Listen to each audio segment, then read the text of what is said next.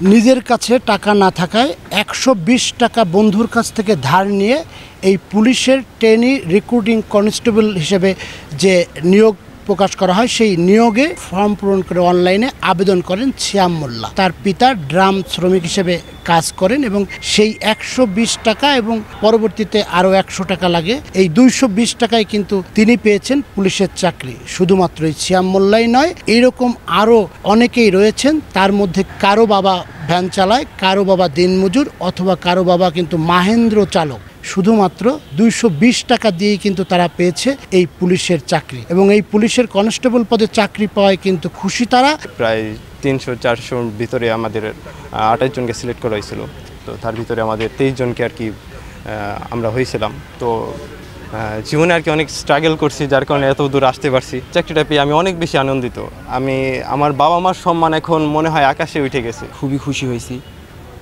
আমার বাবা মা, পরিবারের সদস্যরা, গ্রামের লোকজন সবাই খুশি হয়েছে। সম্পূর্ণ ফ্রিতে যে চাকরিটা হয়েছে এটা আমি অনেক খুশি। আমার অনুভূতি অনেক ভালো। আমার আব্বু আম্মু, বাসার সবাই, আত্মীয় স্বজন সবাই অনেক খুশি হয়েছে যে আমার চাকরিটা হয়ে গেছে, পুলিশের চাকরিটা।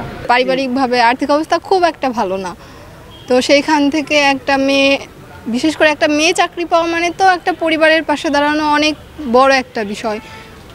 আর তারপরে বাবা একজন মাহেন্দ্র চালক, তো ওইখান থেকে আরও বড় বিষয়। ছোটোবেলা থেকে অনেক অভাবের মধ্যে আমার ভাস্তি মানুষ হয়েছে, তাদের অনেক কষ্টে দিন কাটছে। আজ সেই কষ্টের সফলতা আমার ভাস্তি এইখানে আইসে এই পুলিশের চাকরি পেয়ে সেইটা সফলতা দেখাইছে। ফরিদপুর জেলায় ট্রেনি রিক্রুটিং কনস্টেবল হিসেবে 1211 জন তারা আবেদন করেন এবং এর মধ্যে 354 জন এই লিখিত পরীক্ষায় অংশগ্রহণ করেন এবং সেখান থেকে 28 জন লিখিত পরীক্ষায় উত্তীর্ণ হয়। পরবর্তীতে মৌখিক পরীক্ষায় 23 জন উত্তীর্ণ হয়। এর মধ্যে 22 জন ছেলে রয়েছে এবং একজন মেয়ে রয়েছে। ভ্যান চালক, চা বিক্রেতা, সবজি বিক্রেতা, এদের ছেলে মেয়ে চাকরি পেয়েছে। আমরা তো সেটা দেখি নাই, আমরা দেখেছি যারা লিখিত পরীক্ষায়, মৌখিক পরীক্ষায় ভালো করেছে। লিখিত পরীক্ষা, মৌখিক, এর আগে তো আমরা ফিজিক্যাল টেস্ট তো মাঠে 3 দিন নিয়েছি।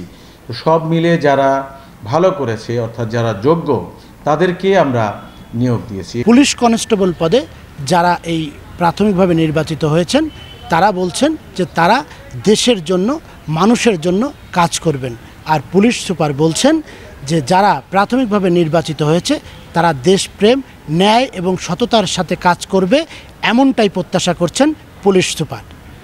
শিকদার সজল, সময় সংবাদ, ফরিদপুর।